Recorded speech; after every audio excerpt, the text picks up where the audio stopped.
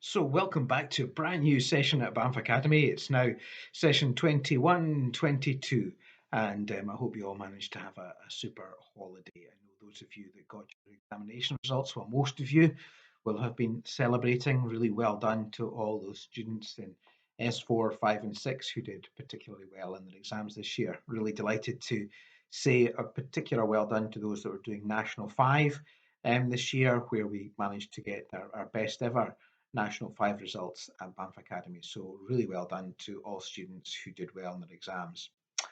Just in terms of COVID, unfortunately, we still are in the pandemic and the mitigations in school are still in place, at least for up to the next 6 weeks, which means that we still require people to wear face masks in and around the building and also to use the hand sanitizers and to try and keep our distance as well as we possibly can. I know that that would seem quite uh, difficult, especially when we see other parts of the UK who are not doing that. But as far as we are told in an education setting, we do still need to be following those guidelines. I've also been asked to share with you that there are drop-in sessions available for 16 and over year old pupils to get vaccinated, and those drop-in centres are available at the Macduff Sports Centre, the Fraserburgh Sports and Community Centre, the Palace Hotel in Peterhead, and the Stewarts Hall in Huntly. There are ones available in Bangor and Stonehaven. If you look at the NHS Inform online, you will find that these centres are available for you to get vaccinated. For a number of years now, primary school pupils have been given the flu vaccination, and for the first time, this is now going to be offered to secondary school pupils. And this will be done over a period of 4 days from either the 4th or the 6th of September, and some more details will come out around about that.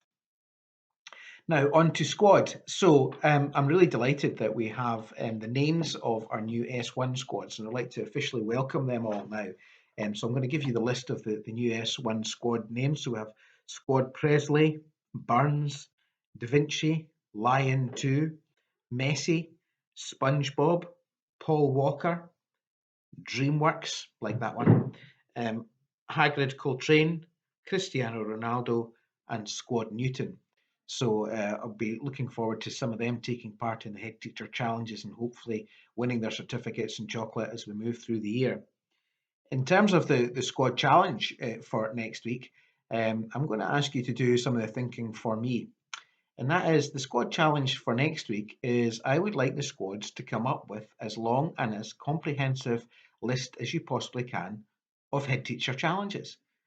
And what I'd like to see is a list of all the challenges that you think that you would like to undertake in squad for this coming session. I'll look at the list and I'll pick and choose each week from the ideas that you've come up with of what should be the head teacher challenges.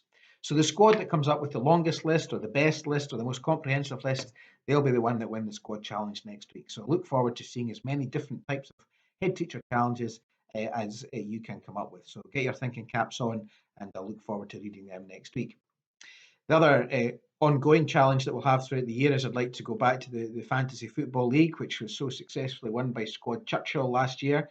They'll be the defending champions. They have got a pennant to award them for winning that, and I'm sure they'll be very competitive this coming session. So I would ask next week for squads to put together their fantasy football team. There is a code that has been sent out to squad leaders for you to register the Fantasy Football League. And again, we're looking at each week seeing who's topping that league. So that should be some good fun for you.